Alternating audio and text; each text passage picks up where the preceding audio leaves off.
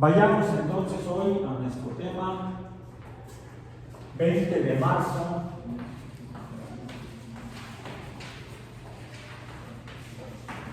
de 2025 en divulgación de la ciencia. Y estamos en nuestro capítulo número 4, que es divulgación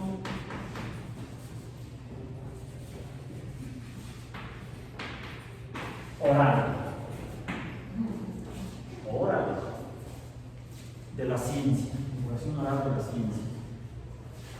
Uy, se me movió mi acordeón. Ya me pasé. Aquí está. 20 de marzo, divulgación de la ciencia. Vimos previamente, la sesión pasada, lo que es improvisación.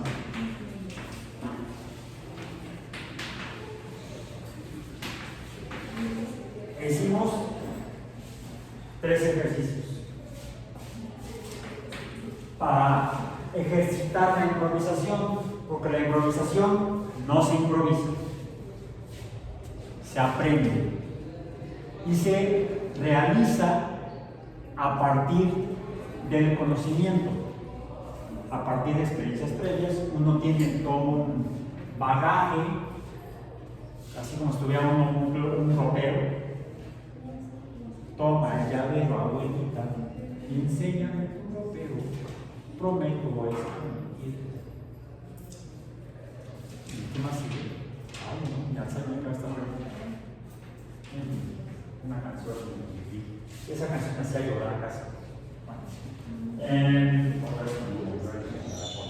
El primero fue entonces el contacto visual.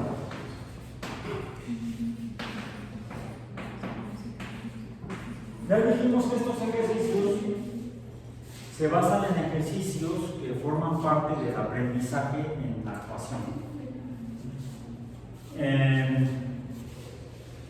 Improvisación de contacto visual.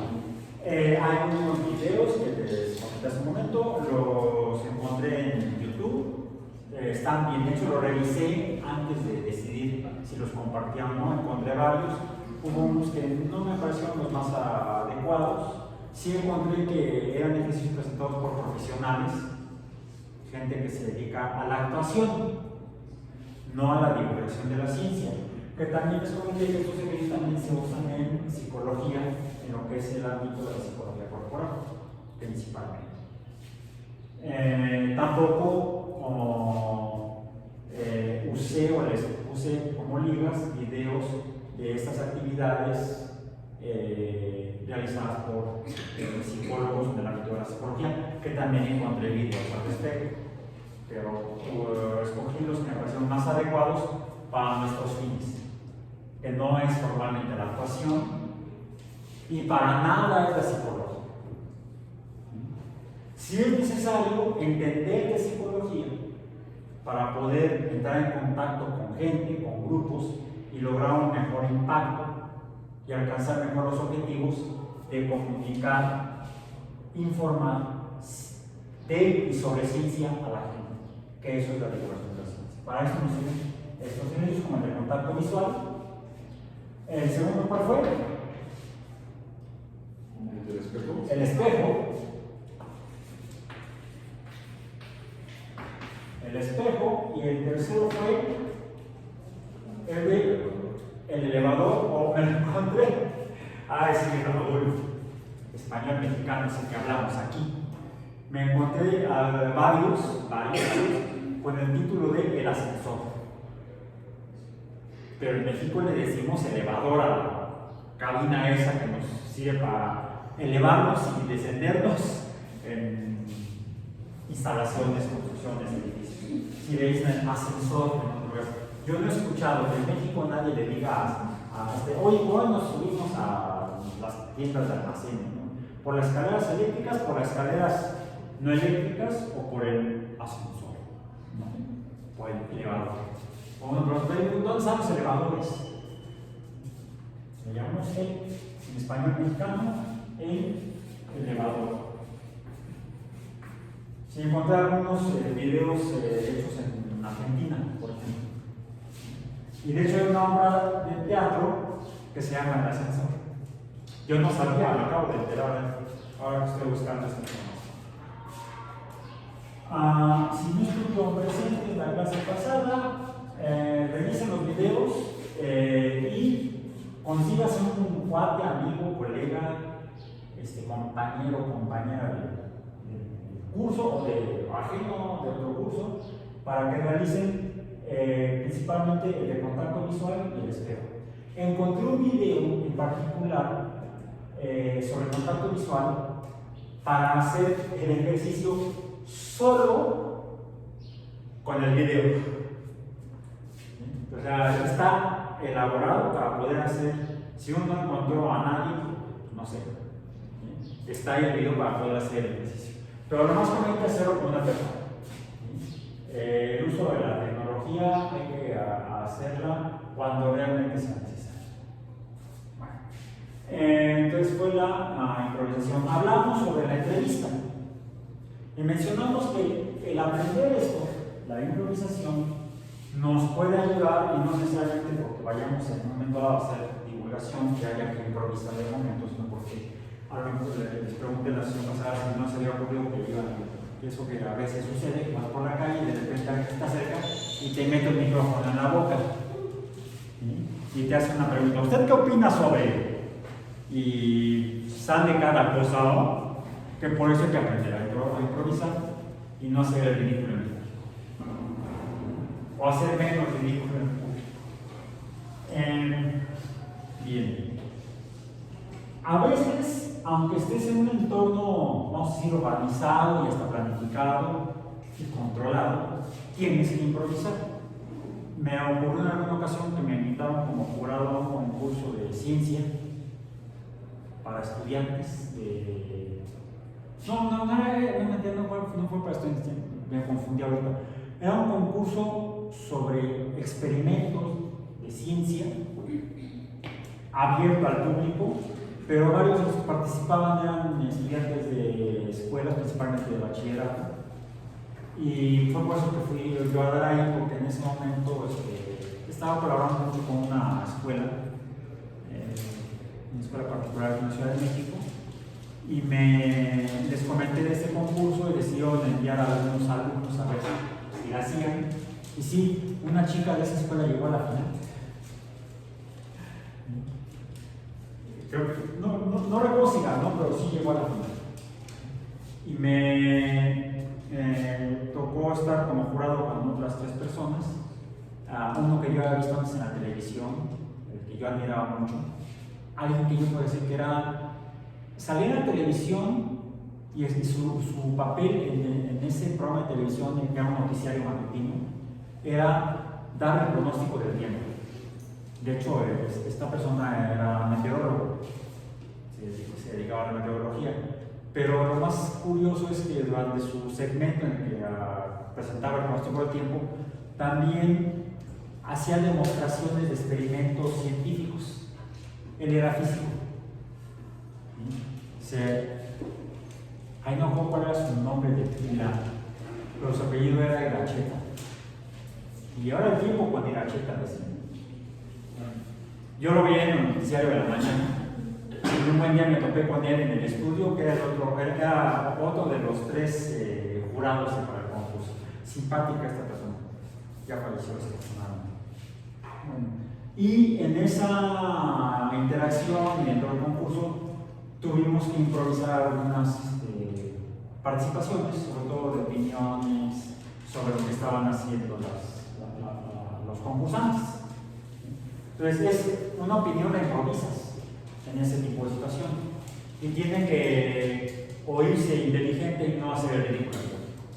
Entonces hay que aprender a improvisar aunque estés en un entorno controlado como lo que es un programa de televisión, que parte de algo que también ya mencionamos, que es el guión.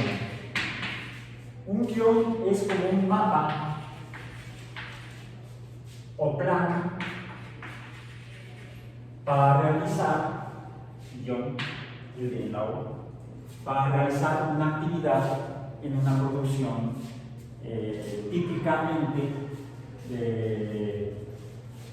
de cine, teatro o televisión, o de radio también. Entonces, este es uno de las funciones para seguir la improvisación. Otra es para la entrevista.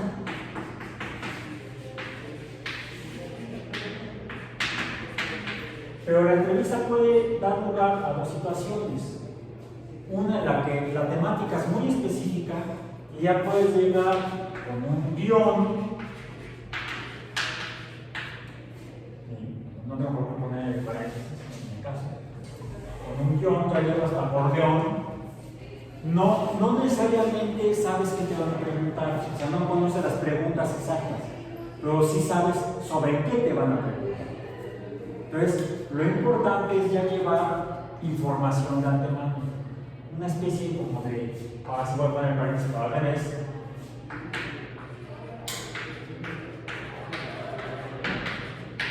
se vale usar acordeón cuando tienes una entrevista. Por ejemplo, en un noticiario. No se ve mal, pero ¿cómo? ¿Por qué? Es que no sabe lo que está diciendo. No, sí sé, por eso lo escribí. O lo consulté.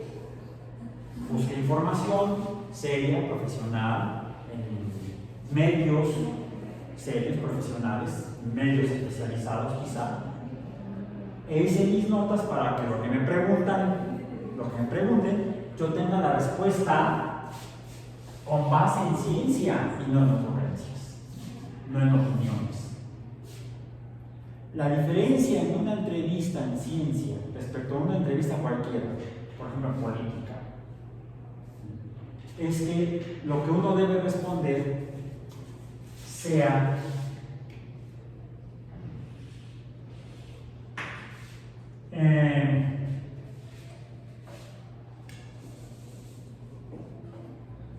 dentro del paradigma, dentro del paradigma.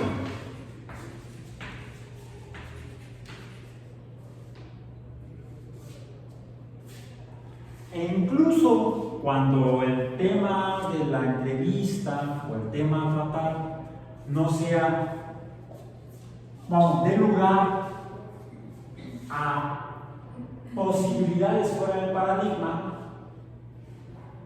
Por ejemplo, hay vida extraterrestre, nos han visitado otros mundos, y ese tipo de preguntas, la respuesta más no apropiada, la respuesta con base en ciencia debe ser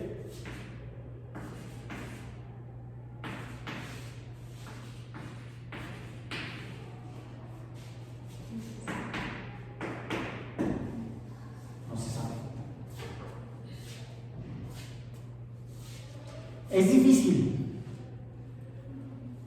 porque dentro de la imagen pública, dentro de la imagen popular de la ciencia, la idea que hay afuera de lo que es la ciencia es que la ciencia lo sabe todo. No es cierto, ya lo hemos hablado. La ciencia no lo sabe todo. La ciencia es una forma de pensar y de conocer el mundo. Y no lo sabe todo. Afortunadamente, porque si no ya no había ciencia, ya no había nada que investigar, ya no había preguntas que hacer. Pues seamos capaces de responder así. Sí, la gente que esté con nosotros, la persona entrevistadora, el público, los camarógrafos, si es en un estudio de televisión, o el auditorio, si es en el público en un auditorio, va a pelar los ojos. ¿Cómo? No sabe, no es que yo no sepa, es que no se sabe. O si acaso, otra posible respuesta es no tengo información.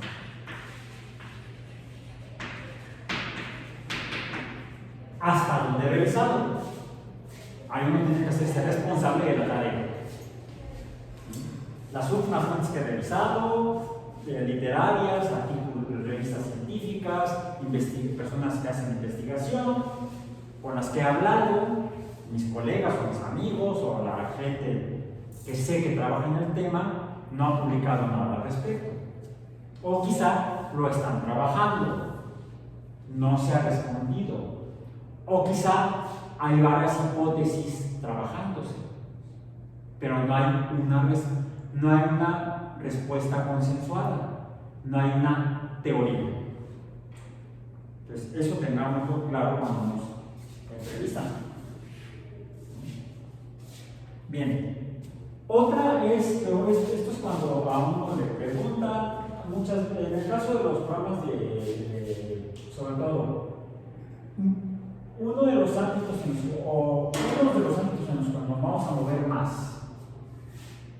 posiblemente, son precisamente los medios, donde incluso también va a lugar a la entrevista. Pero la entrevista puede ser, les digo, un dato improvisado. Donde está un poco menos improvisado, más organizado es, por ejemplo, en los medios, típicamente radio, TV y actualmente, digamos, podcast. Lo podemos poner aparte porque no surge en un entorno distinto. ¿Sí? La radio y la televisión vienen de los antiguos medios, probablemente del siglo pasado, ambos del siglo XX, a través de las ondas hertzianas, dicen por ahí. Sí. Transmitimos por las ondas hertzianas, dicen antiguamente. No, la transmitimos a través del cable, internet, satelitado, terrestre, no sé. Donde se trabaja casi siempre con un guión o con una escaleta.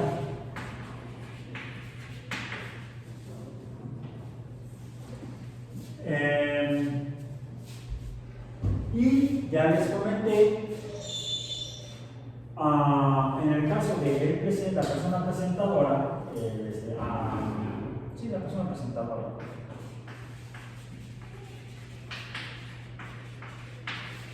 suele tener el teléfono.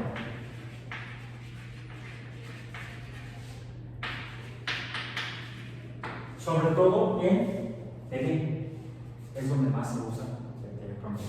En radio, lo que he visto es, aunque tienen una escaleta, no suelen tener el teleprompter. E incluso revisen cortos de programas de radio, no importa la temática, si es política, economía, deportes, etc. Muchas veces la persona que está al micrófono como anfitrión o titular del espacio, se escucha que está improvisando sus frases, titubea, cambia palabras, se autocorrige a veces, no siempre, a veces lo hacen. Y sobre todo cuando hacen entrevistas. Sí, mientras más experiencia tiene la persona, pues se escucha más de corrido, más fluido. Y se escucha diferente a cuando es estrictamente televisión. Últimamente ese siempre, y debido a básicamente a internet, vamos a poner aquí internet.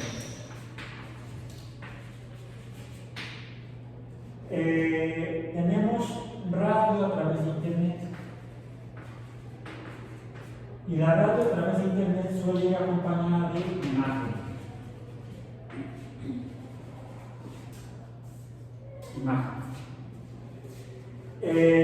Sobre todo cuando efectivamente el programa de radio a través de internet es producto de algún medio que originalmente era radio tradicional. Otros que han espacio abierto, han abierto espacios. De repente mi TDA se pone grueso.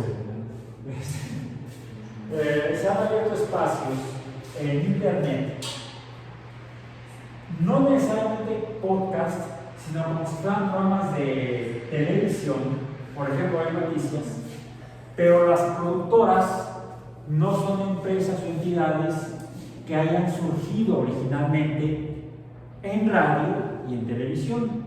Por ejemplo, en los últimos años yo he visto algunos noticiarios en internet que son producidos por lo que originalmente eran periódicos.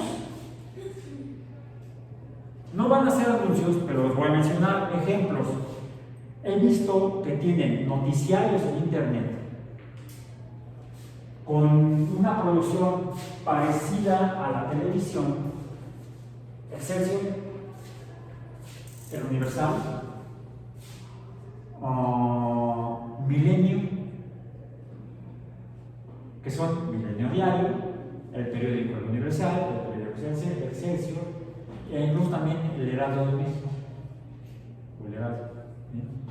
Hablando de medios mexicanos, de periódicos mexicanos, que ya tienen su noticiario, pero como no tienen frecuencias de televisión abierta, como si los tienen las compañías grandes, las que tienen concesiones en México, que son pocas realmente, esos tienen toda la producción consecuencia de décadas de trabajo.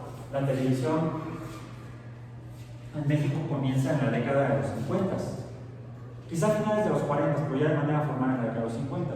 Y esos 70, casi 80 años de televisión en las empresas más antiguas, pues se nota en los trabajos de producción, aunque en los últimos 30 años no ha cambiado. Ahí estaba precisamente platicando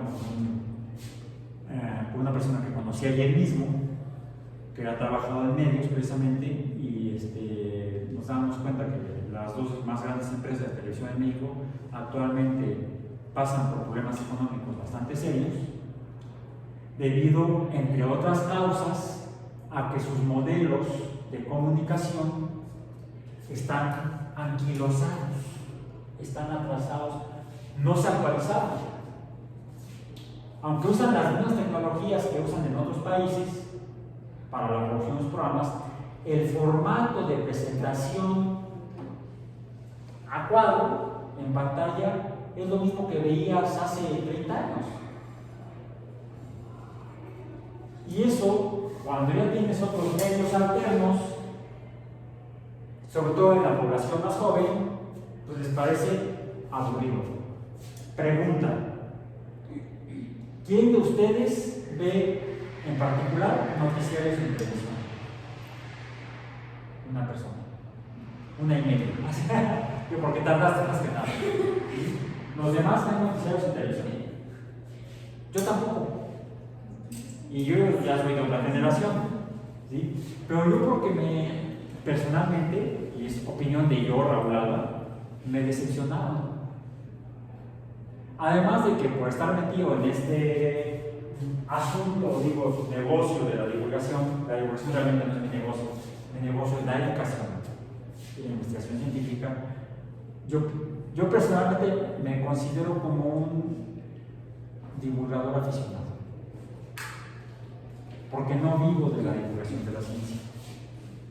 Vivo de mi labor como educador y como científico, dado mi cargo de profesor investigador en la UNAM. Sí, como parte de mis funciones como miembro del personal académico de la Universidad Autónoma Metropolitana, estoy también obligado por ley a hacer difusión y preservación de la cultura. Difusión y preservación de la cultura científica. Es por eso que sí hago divulgación como profesional, porque me paga la UAM, pero no es dentro de la UAM mi principal función. Mi principal función por tiempo que dedico, digamos así, es primero la educación, luego la investigación y luego la divulgación. De las tres, me encantan las tres. Y las hago en los espacios que me asigna y que tengo disponibles como personal académico de la universidad. ¿Sí? Y es por eso que en cuanto a tiempo, a lo que menos destino es a la divulgación de la ciencia. En otras ocasiones me invitan por fuera, a veces sí como profesor de la UAM, y a veces la UAM la que me asigna, me dice, Raúl, tienes que dar una conferencia en tal lugar, o Raúl, te llamaban de la Academia Mexicana de Ciencias, con la cual la UAM tiene un convenio, y me hablaban, sí, es que profesor, queremos que vayan a dar una conferencia a la Ciudad Juárez. Ah, ok, sí. Pero no es porque me haya contratado la academia, es porque me mandó la UAM a cumplir el convenio que viene con la academia, con la AMC. ¿Sí? Entonces, yo esas actividades de divulgación que realizo en otros lugares y con otras instituciones o instancias, las hago como parte de mi trabajo en la UAM, como parte de mi trabajo como profesor e investigador de la Universidad Autónoma Metropolitana. Y ocasionalmente les digo, por fuera, me contactan, me conocen, me avisan, me invitan, me llaman, y por eso digo que soy divulgador aficionado, porque no vivo de eso, a diferencia de otras personas que yo conozco que de eso viven, de divulgar ciencia. Hay uno, tiene su estilo, tenemos opiniones, a veces compartimos opiniones, a veces somos muy divergentes en las opiniones. Se llama, también es biólogo como yo, es más si lo presentan, el biólogo Enrique Gandhi. ¿Sí? No sé si lo han escuchado por ahí. Él su negocio es la divulgación, es biólogo, pero se dedica a la divulgación, y mucho de lo que divulga no es biología. Y hace mucha divulgación, por ejemplo, de astronomía, por ejemplo, y no es astrofísico, no es ni físico, es biólogo. Y como él, otras personas. Entonces podemos hacer esto de manera profesional, pero podemos hacer como parte de otra actividad o como aficionados. Y en las tres formas es válida, y en las tres formas es la misma responsabilidad. Lo que varía es si cobras por el trancazo o el trancazo es de gratis. Trancazo, crítica, etc. Vamos a estar a la vista del público o a la escucha del público, y por eso tenemos una responsabilidad ética, moral, porque vamos a estar en contacto con la sociedad. A veces es en los medios, porque nos invitan de alguna manera, nos invitan, a veces nos pagan, a veces no, digo, son profesionales, no son profesionales, etc. Incluso ocasionalmente que me invitan y yo llego como aficionado, ya cuando acabo me despido y me dicen, ¡ay, toma! Un cheque. Pues gracias, se agradece. ¿Ok? Si a veces, aunque seas aficionado, te pagan. Si eres profesional, debes cobrar. ¿Okay? Si eres profesional, debes cobrar. No vas a ser aficionado, porque eso demerita el valor del trabajo. Algo que ustedes deben hacer es, si hacen esto como aficionados o como profesionales, es valorarlo y hacerlo valer socialmente. Porque para eso se hace. Sí, es cierto, lo hacemos muchos por gusto, pero como dijo Alamanda, es algo que no se le agrega, no es algo que se le agrega a la ciencia, a la comunicación, es algo inherente a la ciencia, la comunicación.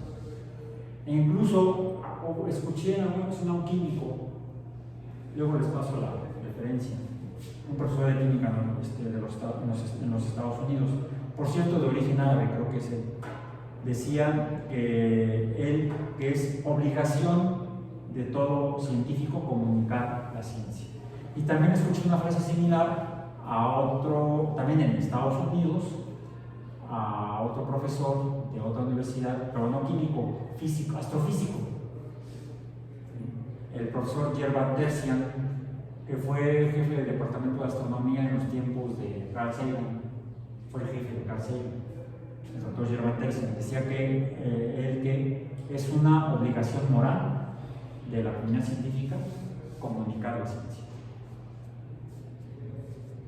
Y al público, o sea, hacer divulgación. Es obligación moral, es como el llamado a misa de las campanas. Aunque te condensa al infierno, no es obligatorio. Entonces, eso en cuanto a los medios. Bien. Déjenme empezar, que se me movió el acordeón. Entonces, en los medios tradicionales, sobre todo radio, televisión, trabajamos con base en el guión, nos sujetamos al guión y a la conducción de la persona presentadora. Es quien nos va a dar pie a la participación en el. Le dicen espacio, pero ya es tiempo que nos dan para comunicar. Y ese tiempo está específicamente en la escaleta. Aquí, además del contenido del guión, está el tiempo, o los tiempos, vamos a decir, los tiempos destinados a cada actividad. Lo que establece la escaleta. A diferencia del guión. El guión es el mapa general. Ya en una producción formal de historias que se narran en televisión, en radio, el guión incluye los diálogos. Ahí entonces el diálogo no se improvisa. En un guión formalmente, ya podemos decir, en el caso de cine típicamente, de teatro,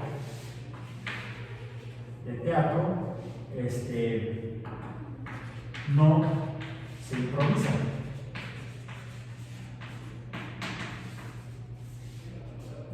Coma necesariamente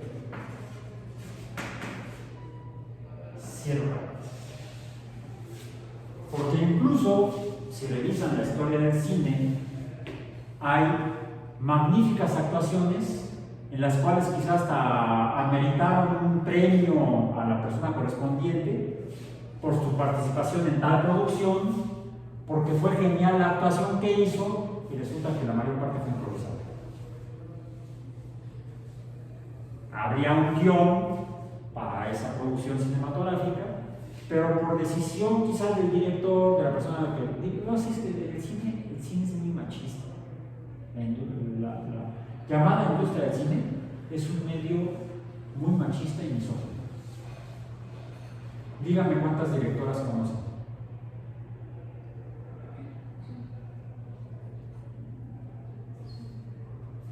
La que dirigió Wonder Woman, esa película fue dirigida por los mujeres.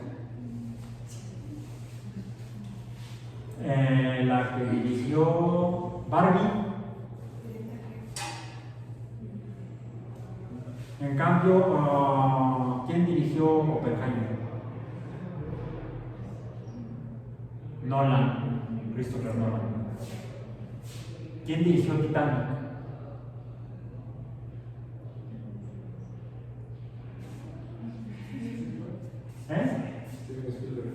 No.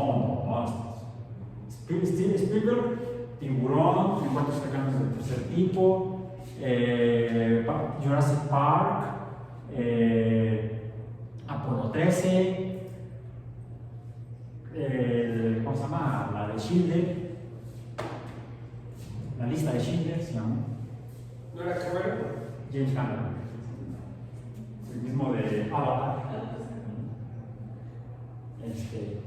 Mujeres directoras, se dan cuenta cómo es un medio muy misógino. Y estoy hablando de dirección. La mayoría de las que no son actrices están en el ámbito de, por ejemplo, vestuario, maquillaje, y no siempre. Muchas veces el premio de maquillaje, en el caso de la Academia de los Estados Unidos, se la han dado a hombres. A veces escenografía. Es un medio muy machista. Y tengo más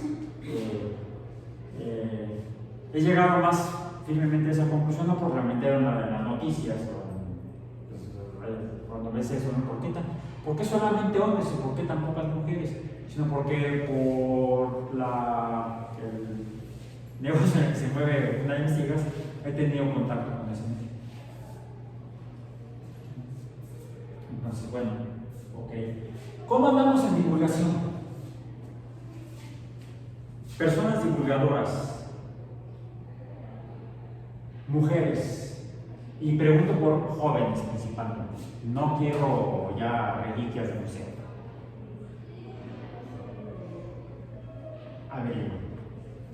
Averiguo. Porque aunque no lo revisamos en la historia de la divulgación, por ejemplo, algo que debemos también incluir en la divulgación de la ciencia es este concepto, pero en dos ámbitos, y de hecho son dos conceptos. Uno es historia y otro es historia. ¿Diferencias? Esto es la historia, y son historias, cuentos, narraciones, no necesariamente historias. Por ejemplo, podríamos usar, la historia puede ser tanto tema, historia de la ciencia, por ejemplo, o puede ser medio. Usemos la historia para hablar de ciencia. Una cosa es usar la historia para hablar de ciencia y otra diferente es hablar de historia de la ciencia. ¿Cómo pasamos de Copérnico a Galileo y Kepler, y de ellos dos a Newton, y de Newton a Herschel, y de Herschel, etc.? Hablando de astronomía. O cómo pasamos de Erasmus Darwin y Lamarck a Charles Darwin y Wallace, hablando de biología. Historia de la biología, historia de la astronomía, por ejemplo. A usar la historia como medio. Por ejemplo, cómo se desarrolló a consecuencia de la Segunda Guerra Mundial la investigación en física nuclear. ¿Cuál fue la participación del reconocimiento científico y de científicos de la época en ese contexto histórico de eventos? Son dos enfoques diferentes. Y otro,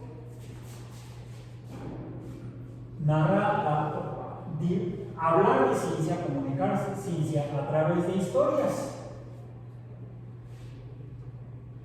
Por ejemplo, Parque Jurásico,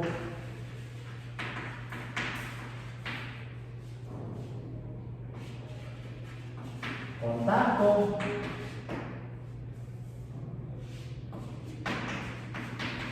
Interstellar,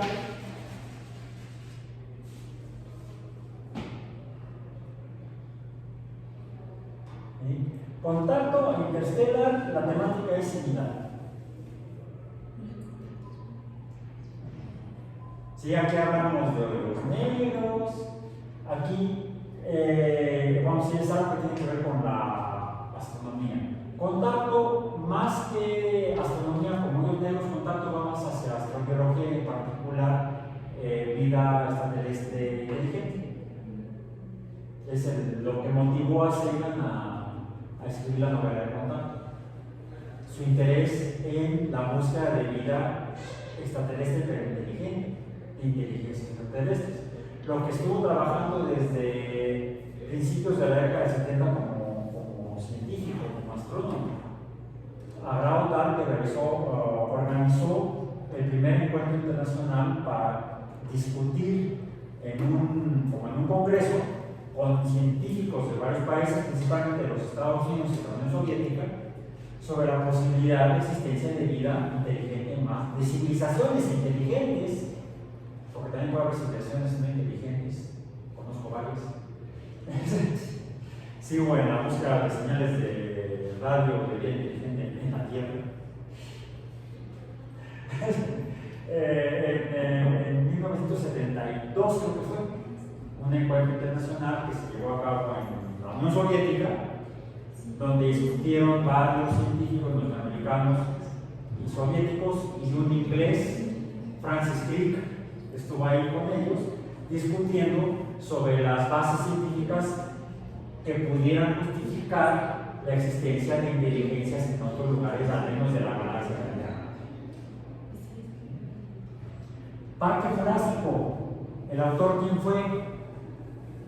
Original de la novela. Ojo, estoy hablando de historias, pueden ser escritas originalmente. Este no fue escrito original, bueno, sí fue como guión cinematográfico. Este ya fue planificado originalmente para cine, como un guión.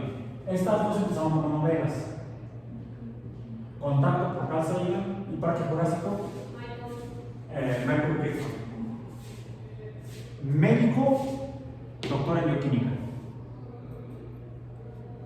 Michael Crichton. Una forma de hacer divulgación sobre genética molecular y paleontología. Pero son historias, cuentos. La otra es hacer historias sobre temas científicos. Puede ser ficción, o vamos a poner historias noveladas, no necesariamente de ficción. Esto llamamos historia o cuentos, historias o cuentos, donde haya elementos de ciencia, no necesariamente ciencia ficción. Si en la ciencia ficción vamos más allá, en los cuentos e historias usamos conocimiento confirmado para narrar historias, ¿sí?, que pueden ser fantásticas, pero no generando o planteando hipótesis, que es lo que hicieron aquí en Parque Jurásico, en el Contacto Interestelar. Plantean hipótesis científicas, aunque la gente no se dé cuenta.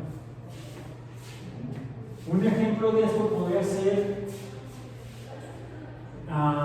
los escritos por Charles Ludwig Dodson, matemático inglés. ¿Lo conocen? ¿Lo han leído? ¿No han leído los cuentos de Luis Carlos o Carisi?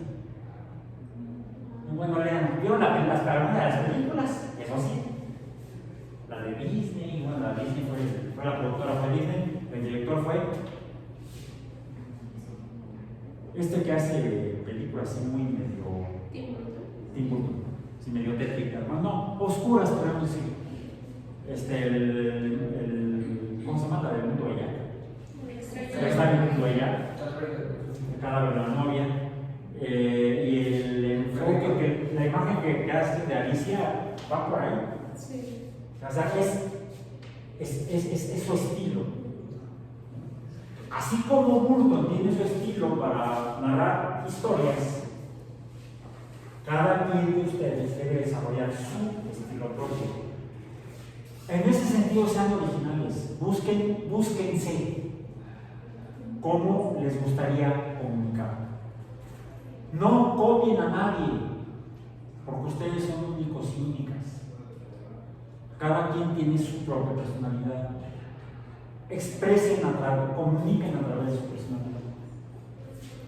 Y entonces necesariamente serán originales, sean únicas. Y quizás esta referencia para alguien más que quiera copiarles. Dije copiarles, no plagiarles. El plagio no no es bonito. Ok, entonces, y para cerrar el teleprompter, entonces, formalmente es lo usa la persona presentadora en el caso de la entrevista, pero se convierte en una herramienta para la persona divulgadora cuando va a usar imagen o TV. La TV está medio cañón porque sigue siendo una propiedad del Estado. Las frecuencias del espacio radioeléctrico se pueden conceder, bueno, las otorga el Estado a través de permisos se llaman a entidades no lucrativas como las universidades públicas, como los municipios y agrupaciones de ese estilo. Los estados mismos, los gobiernos de los estados, tienen permiso para uso de frecuencias de radio y o televisión, y están las concesiones comerciales, las concesiones con fines de lucro. Y se requiere todo un proceso legal para poder llegar a ellas. El medio que quizá más probablemente podamos acceder es Internet. Y la ventaja es que en Internet podemos usar texto, lo que vimos en la unidad pasada, comunicación escrita, voz, que es lo que estamos abordando en estas semanas, y como vamos a ver más adelante, imagen sean imágenes estáticas, puede ser fotografía, puede ser dibujo, puede ser, aunque a mí no me gusta, inteligencia artificial. Vamos a abordar el asunto al respecto más adelante. No lo hemos hecho, pero sí es necesario que seamos conscientes de que existe y está ahí, y de alguna manera debemos interactuar con ella y expresarnos al respecto también, para generar imágenes fijas o imágenes en movimiento. Y eso es lo que estaremos viendo en próximas sesiones. ¿Alguna pregunta, comentario? Antes de cerrar nuestra sesión del día de hoy, nos quedarían 2 sesiones más la próxima semana para abordar lo que es la divulgación oral de la ciencia. Me faltó comentar. Estaba implícito aquí en lo que es la entrevista, y a veces cuando estamos en medios como radio y televisión, a veces lo invitan a uno piensa que va a ser una entrevista y termina siendo no una entrevista, sino vamos a poner aquí un diálogo o coloquio al estilo de una mesa redonda. No sé por qué es mesa redonda, casi son cuadradas o rectangulares. Mesas de discusión, mesas de análisis. En las mesas suele haber muchísima improvisación, muchísima improvisación. En las mesas. A veces en el diálogo, no tanto. A veces en el diálogo se centra mucho. Pero eso depende de la persona anfitriona o presentadora, de cómo le dé a uno cuerda para expresarse. Raúl, ya cállate. El diálogo, y nos queda que sería fuera de eso, aunque puede darse en los medios, ya no se usa tanto. A veces los medios sí son diálogos como de las mesas, tanto en radio como en televisión. Podcast, muchos podcasts son mesas, por ejemplo, de diálogo, sale un par de personas, la persona anfitriona, la persona invitada. De hecho, mi experiencia ayer fue en ese estilo, pero fui de Medici, no me tocó en esta ocasión participar en ese podcast, sino que acompañé a otra persona a participar en ese podcast. No fue sobre ciencia, fue sobre arte, y fue interesante ver la producción. Entonces, no, aquí me tocó ponerlo. Entonces, antes se hacía televisión, pero ya tiene mucho que no lo veo. Hay otro espacio que se parece al teatro,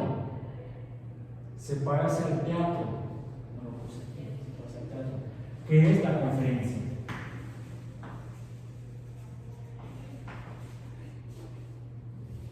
conferencia. Aquí la conferencia depende del entorno, depende del medio, depende a dónde te inviten, de que puedas o no usar imágenes. Pensate, comentaba con esta persona el podcast de ayer, que es curioso cuando participas en medios como en algunos campos de las ciencias sociales y las humanidades, como por ejemplo en filosofía, en el ámbito de la filosofía, diálogos, coloquios, mesas o conferencias, incluso en conferencias no usan imágenes, no suelen usar imágenes. Está la persona conferencista ahí, quizá en Madrid, quizá en una mesa, un sillón, en un escritorio, y está bla, bla, bla, bla, bla, y el público así. No así, no así. O sea, el público interesado. Y está la persona hablando. Y no hay ni media imagen. Entonces, ahí depende de dos factores principales. El tema, el dominio del tema por la persona que está hablando y cómo lo está comunicando. Y el cómo está comunicando muchas veces depende del manejo de la voz. Vamos a hacer en la próxima sesión algunos ejercicios para mejorar nuestra voz para cuando tengamos que hacer presentación oral en cualquier medio, sea televisión con imagen o podcast con imagen, o sea en un auditorio, porque también a veces me han topado como que no hay micrófono, entonces ¿cómo me van a ir ahí atrás? Para eso sí, haber estudiado canto. Vamos a ver unos ejercicios de respiración, así como en la sesión pasada hicimos ejercicios corporales, vamos a ver unos ejercicios de respiración. Voy a ponerme a buscar y los voy a compartir ahora, espero, antes de la presentación, la próxima que tenemos de aquí hasta el próximo martes, para nuestra próxima reunión. Por hoy nos despedimos y nos vemos, no se pierda el próximo episodio, ¿no es cierto? Así. Eso es el de pensamiento crítico.